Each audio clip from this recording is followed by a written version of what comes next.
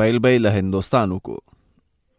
هند د آی سی سی درجه بندۍ کې لومړی مقام خپل کړ. هند یو ځل بیا د کرکټ نړیواله شورا د ټیسټ لوبو په درجه بندۍ کې نیوزیلند شاته کړ او لومړی مقام خپل کړ چې انګلستان ته تر ماتې ورکولو وروسته دا پرمختګ لا ترلاسه کړ.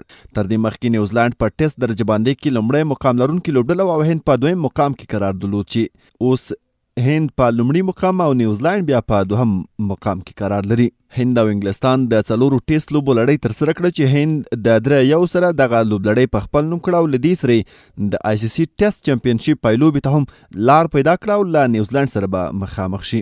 هند د ټیسټ لوبو په درجه بندۍ کې 122 او نیوزیلند بیا 118 نمرې لري. تر دوی وروسته بیا د استرالیا لوبډله په 3م مقام کې ده چې 114 نمرې لري.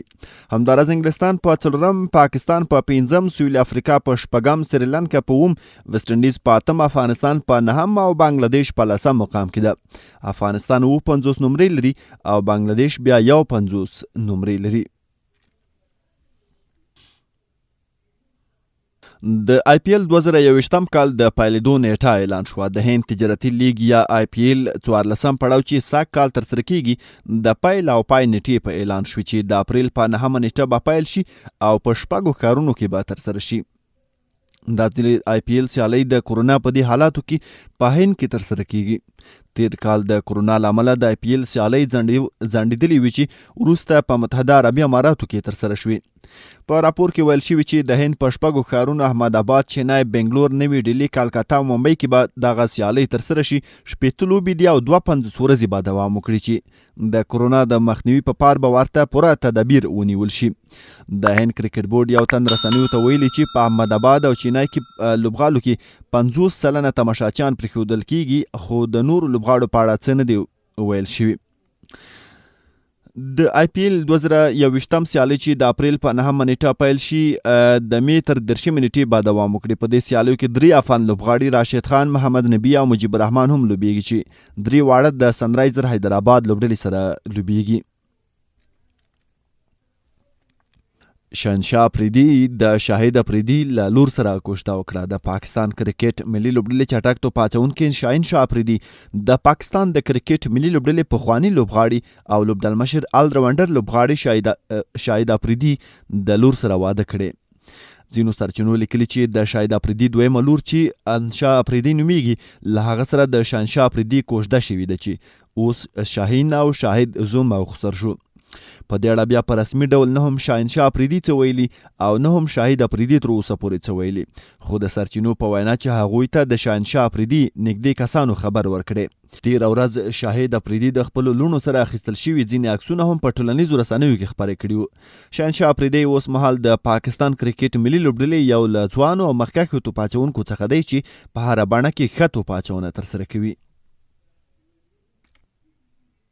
او په یو ځای کې لیدل شوي چې کریم صادق تمرینات مې پیل کړي او بیرته کرکټ ته راستنېږم. د افغانستان کرکټ ملي لوبډلې پخوانی پیلیز لوبغاړی کریم صادق وایي چې تمرینات یې پیل کړي او یو ځل بیا کرکټ ته راستنېږي. د موړی چې څه وخت وړاندې له بی بي سي پښتو سره مرکه کړې وه، په خپله مرکه کې ویلي و چې نور له کرکټ څخه استعفا ورکوي او غواړي چې خپل ځای ځوانو لوبغاړو ته پرېږدي. خو اوس نوموړي وویل له دې امله استعفا ورکوله چې کرکټ بورډ به ورته یوه ښه وظیفه ورکړي او هغه به په تخنیکي برخه کې کار وکړي. خو هغه وایي چې کرکټ بورډ ورسره هیڅ اړیکه ونه نیوله. نوموړي چې د وطن تلویزیون سره په فیسبوک کې مرکه کوله ویلي یو ځل بیا مې تمرین پیل کړی او په 3 میاشتو کې به خپل ځان چمتو کړي او د پخوا په څیر به استعداد به لوبې وکړي. کریم صادق په خپلو خبرو کې زیاته کړي چې په کرکټ کې د جنجالونو له راتګ وروسته یې له کرکټ سره شوق ختم شو او بې پروا لوبه یې کوله. خو اوس ټولو ته چیلنج ورکوي چې د 2014 کال نه مخکې چې کومه لوبه کوله اوس به هغه لوبه بیا کوي.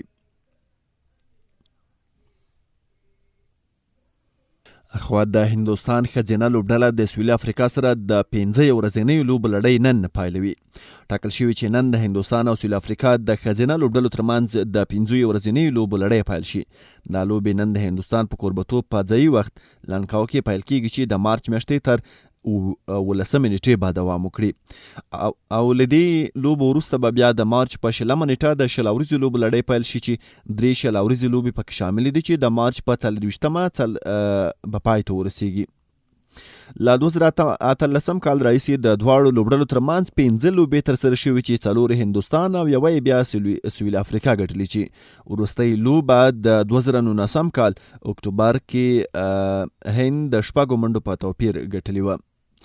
هندوستان د لوبو ته د میټال راج تر مشرۍ لاندې اوس 11 کسیزه لوبډله اعلان کړې او سویل افریقا بیا د سونی لاس تر مشرۍ لاندې خپله لوبډله اعلان کړې ده.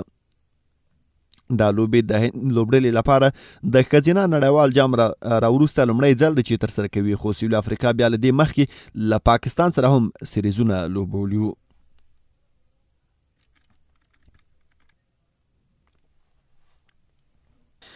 د پاکستان سوپر لیګ په اړه هم ویل شوي چې پاکستان سوپر لیګ یا پی اس ال ښایي مې میاشت کې بیا پیل شي. پاکستان سوپر لیګ چې د کرونا وایروس له کبله وځنډول شو، تازه اوس ځینې راپورونه کاږي چې دغه لیګ به په راتلونکي مې میاشت کې یو ځل بیا پیل شي. دا لیګ چې په لومړي ځل ټاکل شوی پاکستان هیواد کې د پاکستان په کوربتوب ترسره شي، خو بدبختانه چې دغه لیګ په یاد هیواد کې په بشپړ ډول ترسره نه شو او وځنډول شو. په دغه لیګ کې ټول 18 لوبې د بېلابېلو لوبډلو ترمنځ ترسره شوي چې له 18 لوبو کولو وروسته دغه لیګ د کرونا خطر ویرې له امله وځنډول شو. تازه د کرکټ مشهورې ویبپاڼې کرکټ ریکرز راپور ورکړی چې دا لیګ ښایي په مې میاشت کې ترسره شي چې دا به له هند غوره لیګ سره سم په ټکر کې وي. له بلې خوا د پاکستان کرکټ بورډ اجرایوي رئیس وسیم خان له نړیوالې کرکټ سره په مرکه کې ویلي چې دوی به دا لیګ ترسره کوي او تمه ده چې یاد لیګ به په مې میاشت کې تنظیم شي. چینای لوبډله د سورشراین په شتون کې تمریناتي کمپ پیلوي. د وروستیو راپورونو پر اساس چې هندي رسنیو تایید کړي د روانې میاشتې په 14مه نیټه به د هندوستان آی پی ایل د اتو لوبډلو څخه چینای سوپر کینګز لوبډله خپل تمریناتي کمپ پیل کړي. د کمپ کې بعد د چینای سوپر کینګز لوبډلې سره کینلاسې توپوهونکی سورشراین هم ګډونوال وي. سورشراین په 14 پړاو آی پی ایل کې د کورنۍ ستونزو له وجې د خپلې لوبډلې ملا ونه تړله او بیا یې له واټساپ ګروپ څخه هم ګوښه کړ. او وروستی ده چې سریلانکا له ویسټ انډیز نه خپل بدل واخیست. سریلانکا په دویمه نړیواله شلوریزه لوبه کې د ښې توپوهنې او توپ اچونې څرګندونه وکړه او له ویسټ انډیز څخه یې د لومړۍ لوبې بدل واخیست. د سریلانکا او ویسټ انډیز ترمنځ دویمه شلوریزه لوبه پرون ترسره شوه. د لوبې په پیل کې سریلانکا پاچه وګټله او لومړۍ توپوهنه غوره کړه. سریلانکا په ټاکلو شلورونو کې د 6 لوبغاړو په سوځېدو 160 منډې وکړې چې له ډلې د نوشکا ګونتلیکا 55 پاتوم نسانکا 30 او ایشن باندرا 21 منډې وکړې. د ویسټ انډیز لخوا ډیوین براو 2 اوبید مکای او جیسن هولډر بیا یوه وکټ واخیسته. د 160 منډو هدف په تعقیب د ویسټ انډیز ټوله لوبډله په 18.4 اورونو کې وسوځېده چې 119 منډې وکړي او د 43 منډو په توپیر له سریلانکا څخه ماته وخوړه. د دوی لخوا اوبید مکای 23 لنډن سایمونز 21 کریس ګیل 14 او کلن پلار بیا 14 منډې وکړي. د سریلانکا لخوا ډي سیلوا لکشن سنداکن ښه توپ اچونه ترسره کړه چې 3 لوبغاړي وسوځول. همداراز د ترڅنګ چمیرا 2 اکیلا دننجایا او د نوشکا البته یوه وکټ واخیسته. د لوبې د غوره لوبغاړي جایزه ډي سیلوا ته ورکړل شوه. د یادولو وړ ده چې د 3 نړیوالو شلوریزو لوبو لړۍ کې لومړۍ لوبه ویسټ انډیز او دویمه سریلانکا وګټله. د لوبلړۍ دریمه او وروستۍ لوبه به د مارچ په 8 نیټه ترسره شي.